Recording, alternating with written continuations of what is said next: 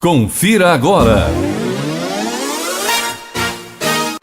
Diálogos com Modilon.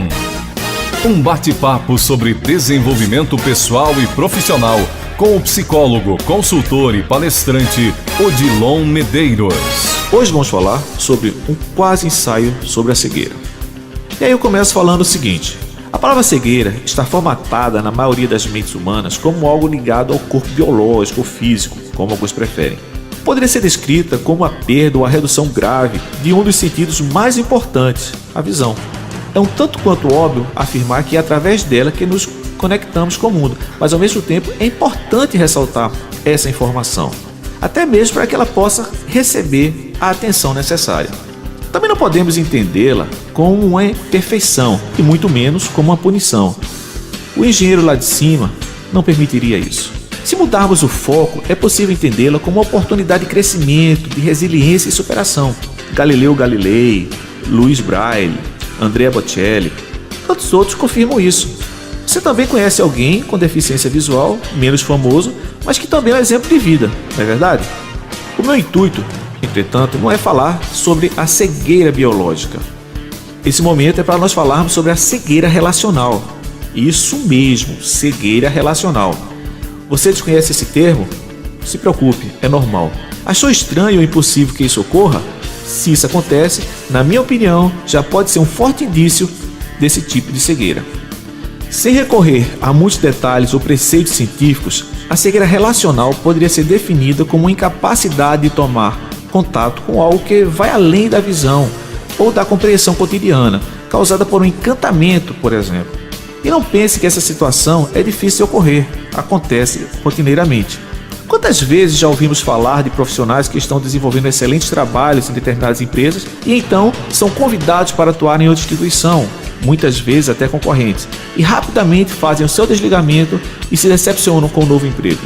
Esse é um clássico exemplo da tal cegueira, pois possivelmente os olhos que vislumbravam os benefícios estavam bem abertos, mas os que deviam ter um olhar mais abrangente e que considerassem também os riscos estavam impossibilitados de enxergar. Outro dia, tomei conhecimento de uma determinada empresa na qual o seu diretor contratou uma gerente de vendas apenas por sua formação acadêmica. O candidato se perdia na quantidade de certificados que apresentou. Nesse caso, o encantamento foram os documentos que cegaram o diretor. O resultado foi drástico. E os exemplos não param por aí.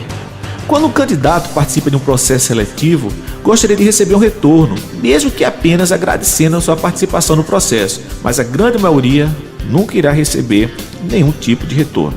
A cegueira relacional, nesse caso, está no responsável pela seleção, que por criar uma série de alegações e não dar retorno. Temos o hábito de mudar a nossa maneira de agir apenas após vivermos situação semelhante. Será que o selecionador vai precisar passar por uma seleção, ficar ansioso e não receber resposta para poder mudar? Convenhamos, enviar uma mensagem pré-formatada não custa tanto tempo ou dinheiro que não possa ser realizado. Uma possibilidade para que essa cegueira ocorra é que o selecionador crie um modelo mental onde ele fortaleça algumas ideias que, de alguma forma, desconsidere o candidato, quando deveria acontecer o contrário. Outra situação onde a cegueira relacional está se solidificando cada vez mais é que se refere ao contato do profissional com seu próprio corpo. Muitas vezes, o corpo está reclamando por atenção, sinalizando de diversas maneiras, mas criamos alguns impedimentos para não ver as mensagens que estão sendo enviadas. Neste caso, focamos apenas em um aspecto, o trabalho em si. Esquecemos que para trabalharmos precisamos estar bem em todos os aspectos, físico, mental, intelectual, espiritual, etc. Logo, precisamos estar de olhos bem abertos para todos eles.